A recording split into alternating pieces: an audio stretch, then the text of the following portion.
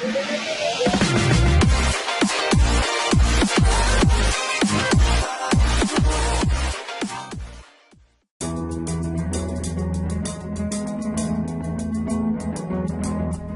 سرائے کی مالکن کے دن کیسے پھرے جب 3 خطرناک ڈاکو پکڑے گئے۔ سرائے والی گڑیا۔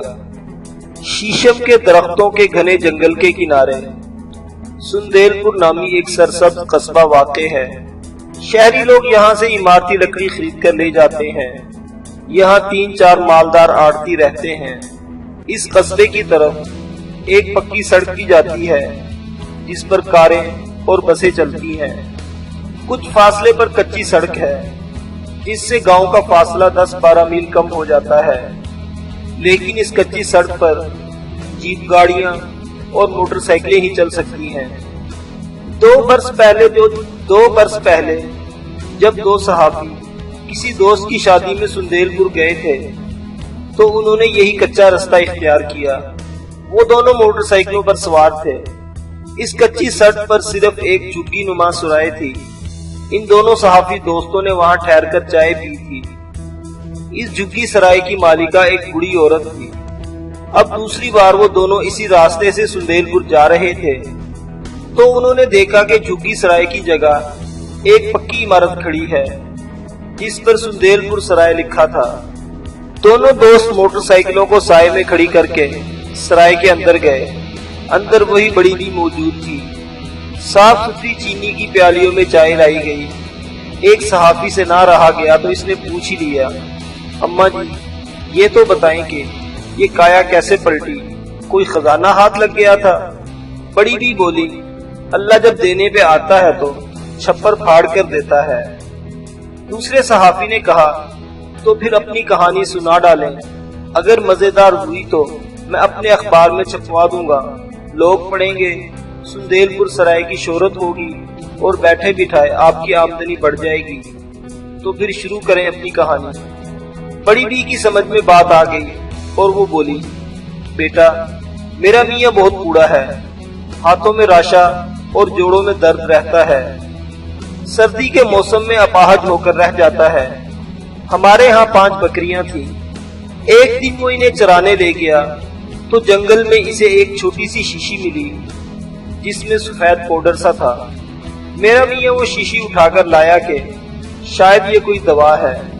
دوسرے دن جنگل میں ایک مردہ آدمی ملا۔ پولیس نے بتایا کہ اس آدمی نے زہر کھا کر خودکشی کی ہے۔ میرے میاں نے وہ شیشی تاک کے کونے میں رکھ دی۔ جب اس کے جوڑوں میں بہت درد ہوتا تو زہر کھا کر مر جانے کی بات کرتا۔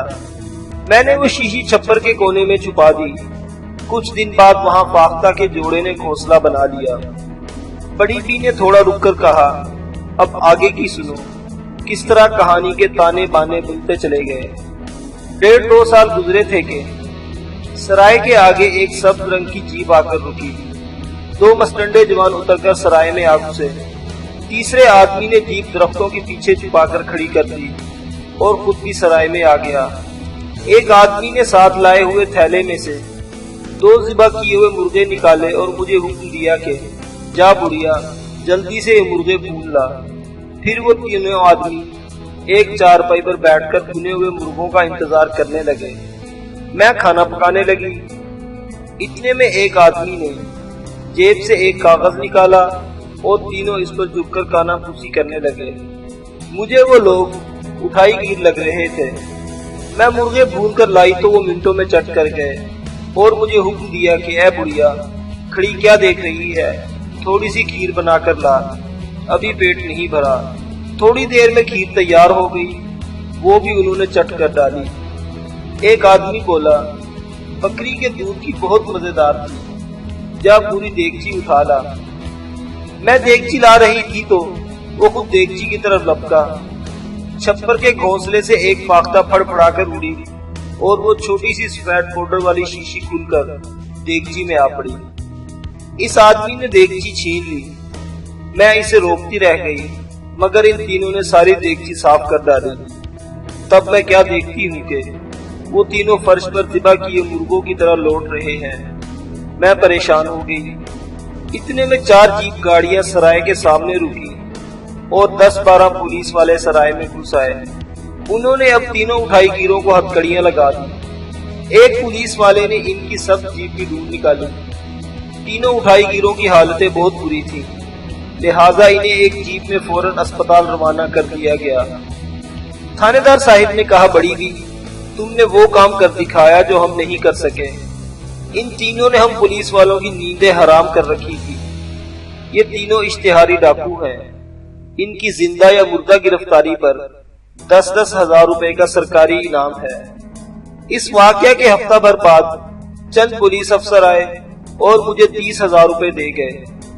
میں اتنی بڑی رقم چھپا کر کہاں رکھتی؟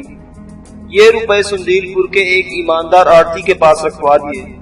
انہوں نے کہا کہ پہلے تو اپنے شوہر کا شہر لے جا کر علاج کراؤ، باقی روپوں سے پکی سرائے بناؤ، میں تمہاری مدد کروں گا۔ رقم محفوظ کرنے کا یہ بہترین طریقہ ہے۔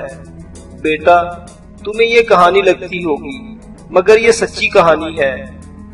اللہ تعالیٰ کے کام بھی نرالے ہوتے ہیں، کڑیوں سے کڑیاں مل جاتی ہیں۔ مجھے تو گمان بھی نہیں تھا کہ میرا میاں صحت مند ہو جائے گا اور میری جھکی سرائے پکی سندیل پور سرائے بن جائے گی۔ یہ سب میرے اللہ میاں کا کرم ہے۔ دن رات میں اللہ تعالیٰ کے گن گاتی رہتی ہوں۔